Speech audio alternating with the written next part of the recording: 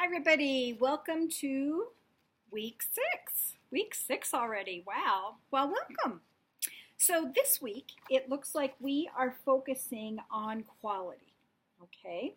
So, our discussion questions talk about assessing quality in distance ed versus traditional classrooms, and how does hiring adjuncts to teach online impact quality.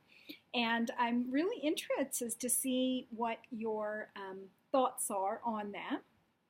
I'm going to jump into a couple quality topics first. Okay, if you looked in the lecture today, there was an area that talked about curriculum mapping.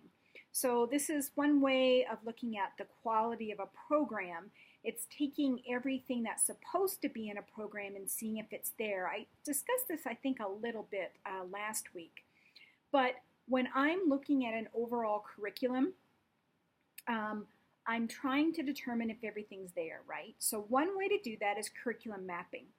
And so you take your accreditation standards, like the Essentials for a BSN program. You take the NCLEX test plan, CUSIN competencies, components in your mission and philosophy of nursing, and you track that all the way through your curriculum. You list out each course. Where are these things discussed? What is an example of how this is taught? What's an example of how we can see if students have met these competencies? So really mapping it throughout the program. And so that's for academia. And in academia, we have to do what is called a self-evaluation. And we have to put together this thick binder. We do some of it online, but a lot of it ends up in a thick binder, where we really go through all the standards and basically lay out for our surveyors how we're meeting all of them. And one of the ways we do this is through curriculum mapping. So you can really see, is everything included from a content standpoint that needs to be there? And that's a good basic place to start. The other thing when we're looking at quality is we can see how much time is spent on each of these things, okay? Has one clinical specialty kind of outshone all the others? Have we overemphasized something to the detriment of something else? For instance, nursing informatics, how has that been incorporated? And genetics, ethics. So, oh my gosh, there's just so many things. But you can really get a sense of how balanced your program is and what things are dominating, and do you feel comfortable with that?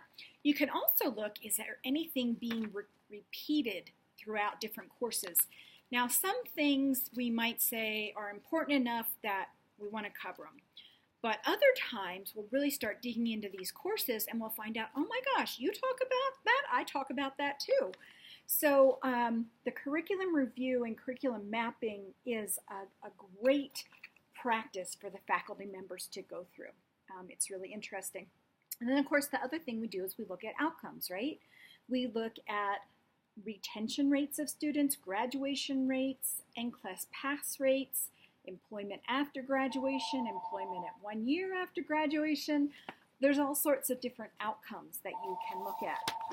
Let's look on the clinical side, okay? The clinical side, we deal with a lot of different things. Probably first thing that comes to mind is accreditation standards, right? Many of us are familiar with Joint Commission accreditation standards. Hospitals and other healthcare facilities, though, can be accredited by a number of different bodies. In Utah, with one particular healthcare organization I'm familiar with, they use DNV, Det Norska Veritas. Yes, it's foreign. It's an international accrediting organization. They meet CMS requirements for hospital organizations. There's things like CARF for rehab facilities. For a nursing home, you might have your state Department of Health. So you need to start with some of those basic accreditation standards that are going to drive the education that's needed. And then we also need to look in our curriculum for clinical sites, the specialties that are needed in each area. For instance, in the OR, AORN standards, what do they say about what education is needed for OR nurses, pre-op, inter-op, post-op? What are they saying? Do you have chemotherapy being delivered at your facility? So what do the Oncology Nursing Society, what do they say? So it's looking at a broad national accreditation and where can we find that we're doing what we're supposed to do according to them, but then looking at the individual service lines and units that we have and breaking those down, and do we include all the things that we're including? And then also in the clinical area, certainly we can look at outcomes. We can look at our incident reports, we can look at infection rates, wrong body part surgery. There's a lot of different outcomes that we can look at too that can help guide our education.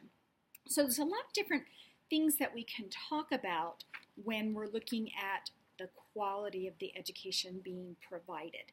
So depending on where you end up after your master's program, you need to look at broadly the different components, not just, okay, I'm supposed to teach this class. Did my students in this individual class meet the objectives for the course? It's much broader, much more holistic, I guess you would say, when trying to look at quality. So this week, we're going to be talking about, like I said, quality in distance ed versus traditional ed. I'll be interested in your thoughts on that. And then I myself have a vested interest in adjuncts teaching and their impact on quality. And I will say that I think there is a wide variety of quality. I've hired a lot of adjunct faculty, and so maybe we'll talk about some of that this week. Okay, so week 6, there's no assignment, but week 7, ooh, you've got a biggie. I hope you started working on it, but I want to talk to you about it a little bit. Okay, so personal class design project. So in Nursing 467, you did your initial objectives, outlines, strategies, evaluation, and method. It was kind of more overview, and now we're getting into a little bit of more detail into those areas, okay?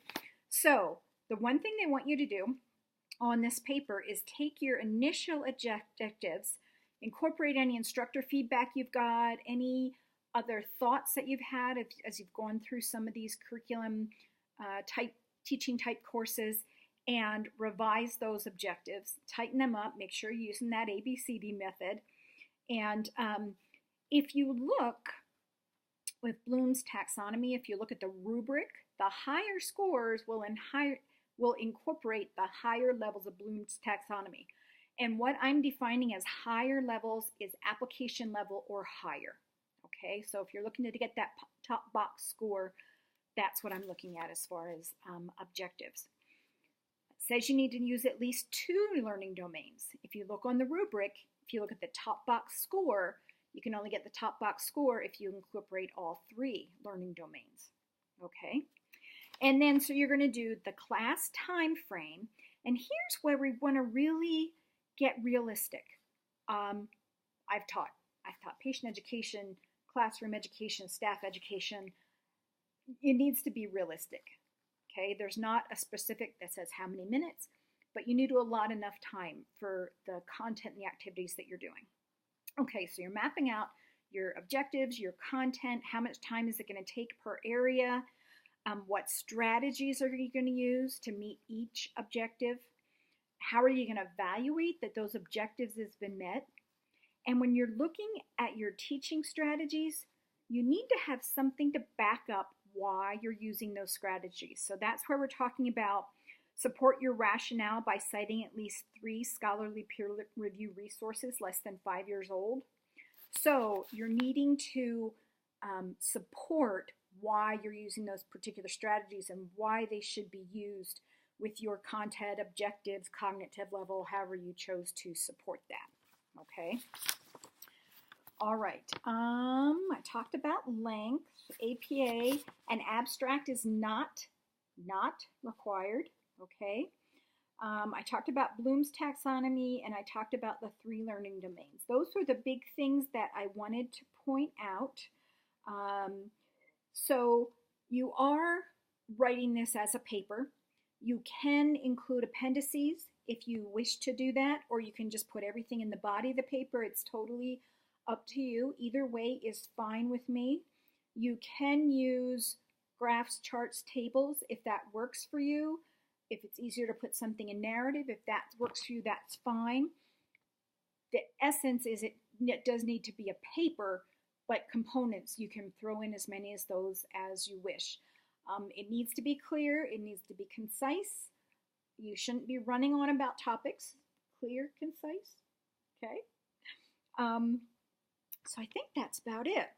I'm assuming you guys are starting on that this week if you haven't started on it already, because you don't have another assignment. So I figured I'd address this now, and then hopefully that'll be plenty of time. If you have questions about your topic, any of the requirements, the rubric, anything like that, please feel free and let me know, because I want all of you to be successful.